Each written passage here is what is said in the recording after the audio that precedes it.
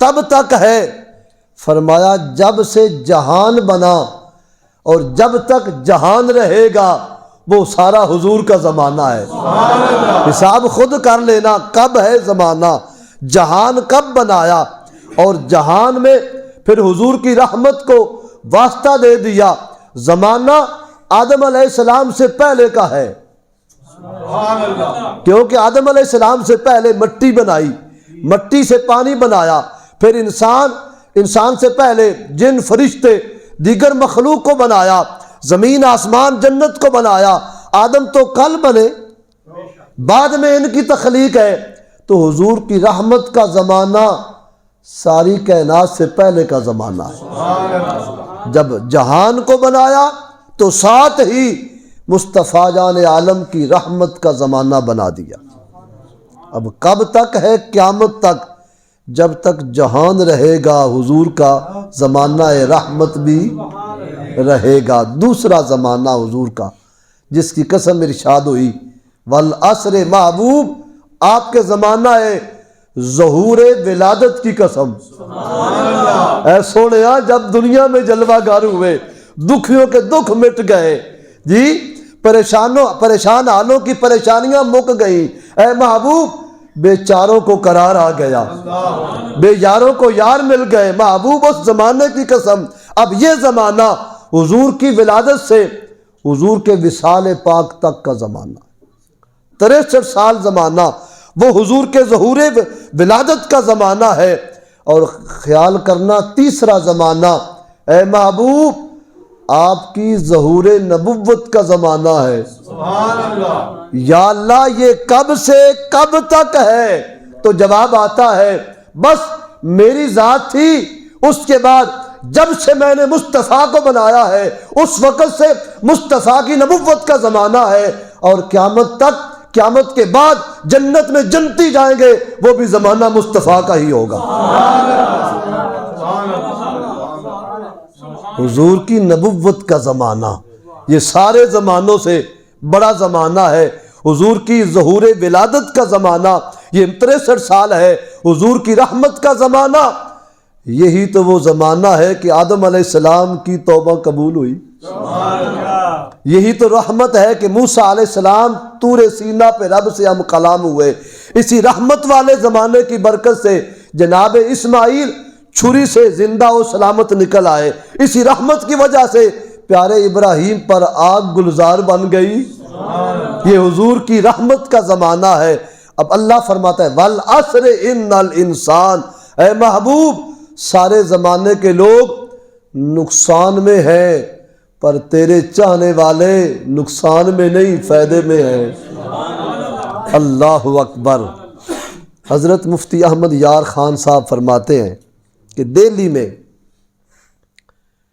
ہمارے ایک عالم ہوئے مولانا غلام رسول صاحب ہدایت پوری علیہ الرحمہ، بہت بڑے عالم، سید نعیم الدین مراد آبادی کے ہم زمانہ، یہ بزرگ عالم دین ہیں، بہت بڑے، یہ سادے نہ سمجھو ان کو، بہت بڑے عالم دین ہیں، خطیب ہیں گجرات میں، وہ اڈے پہ مسجد ہے۔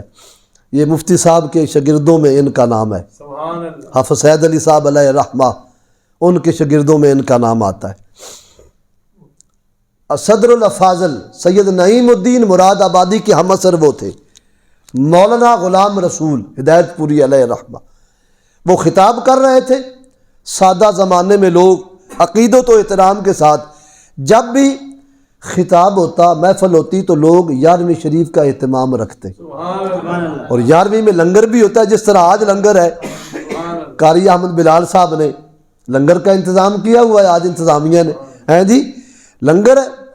تو خطاب کے بعد کہا دوستوں نے کہ جناب فاتحہ شریف ختم ہونا چاہیے کہ یہ حضور غوث پاک کی نیاز بھی ہے۔ انہوں نے فاتحہ پڑھ کے تو دعا مانگ دی، تو کوئی ایسا بھی آدمی بیٹھا تھا، اجتماع اکٹھے ہوتے تھے، سب لوگ آ جاتے تھے، کوئی صاحب درمیان سے بولے یہ بدعت ہے، یہ نہیں ہونا چاہیے، غوث پاک کے بعد میں یہ 11ویں کا سلسلہ حضور کے زمانے میں نہیں تھا۔ جب بات کر چکے نا تو علامہ غلام رسول فرمانے لگے مولانا آپ سے پوچھ سکتا ہوں کہ بدعت کس کو کہتے ہیں؟ وہ فوراً بولے جی وہ بدعت ہے جو حضور کے زمانے میں نہ ہو۔ تو کہا بتاؤ اب زمانہ کس کا ہے؟ اب بتاؤ اب زمانہ کس کا ہے؟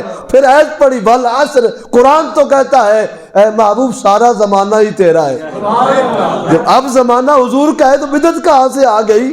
یہ تو زمانہ حضور کا ہے۔ اور پھر مفتی صاحب فرماتے ہیں میں نے وہاں دلیل دی، میں نے کہا یہ تو بات ہو گئی، یہ بات بھی کر دو، ان سے کلمے کا ترجمہ ہی پوچھ لو، لا الہ الا اللہ محمد الرسول اللہ، اللہ کے سوا کوئی عبادت کے لائق نہیں، محمد صلی اللہ علیہ وآلہ وسلم اللہ کے رسول ہیں۔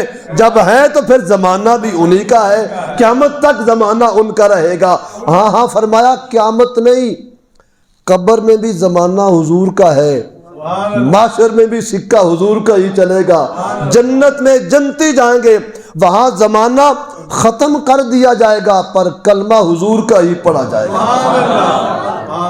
والعصر ان الانسان لفی خسر، اے محبوب آپ کے سونے زمانے کی قسم، انسان گھاٹے میں ہے، یا اللہ کوئی نفع میں بھی ہے؟ فرمایا ہاں الا الذین آمنوا وعملوا الصالحات، وہ لوگ نفع میں ہیں جو ایمان لے آئے، اچھے عمل کیے، وتواصوا بالحق وتواصوا بالصبر، حق کی تلقین کرتے رہے اور صبر کا پیغام دیتے رہے۔ صاحب روح البیان علامہ اسماعیل حقی نے تفسیر کی ہے قرآن پاک کی اس آیت پاک میں، وہ فرماتا ہے سنو یہ چار لوگوں کا ذکر ہوا ہے، الا الذین آمنوا وعملوا الصالحات وتواصوا بالحق وتواصوا بالصبر، اس سے مراد حضور کے چار یار ہیں، سبحان اللہ، اہل علم، اہل عشق، عقیدت کے راستے پہ چل کے وہاں پہنچ ہی جاتے ہیں، اندھوں کو نظر نہیں آتا راستہ، اہل شوق وہاں پہنچ جاتے ہیں۔ پوچھا کیسے؟ تو فرماتے ہیں الا الذین آمنوا سے مراد حضرت ابو بکر صدیق ہے، وعملوا الصالحات سے مراد فاروق اعظم ہے، اور وتواصوا بالحق سے مراد عثمان غنی ذی النورین ہے، وتواصوا بالصبر سے مراد حیدر کرار مولا مرتضیٰ ہے، رضوان اللہ تعالی علیہم اجمعین۔ الا الذین آمنوا، ابو بکر صدیق ایسے ایمان والے ہیں کہ خود فرماتے ہیں کہ جب میں اپنی امی کے پیٹ میں تھا اگر وہ بت خانے میں جاتی تو میری وجہ سے وہ اپنے بتوں کو سجدہ نہ کر پاتی، میں اس وقت بھی صاحب ایمان تھا۔ اللہ اکبر۔ اور وعملوا الصالحات کیسا پیارا تطبیق ہے، فرمایا یہ عمر فاروق ہیں کہ جن کی نیکیاں رحمت عالم نے فرمایا آسمان کے ستارے تھوڑے ہیں، میرے فاروق اعظم کی نیکیاں زیادہ ہیں۔ وتواصوا بالحق، حق کی تلقین کرنے والے عثمان غنی ہیں کہ مدینہ پاک میں اپنے قاتل پر ہاتھ بھی نہیں اٹھایا، اس قدر وہ حق کے علم بردار تھے۔ وتواصوا بالصبر، حضرت حیدر کرار خود تو ہیں ہی صابر، ان کا سارا گھرانہ ہی صابروں کا ہے۔ کربلا کے میدان میں شہزادہ رسول نے صبر کو آخری منزل تک پہنچا دیا ہے، کہنا پڑے گا یہ سارا گھرانہ ہی نور علی نور ہے۔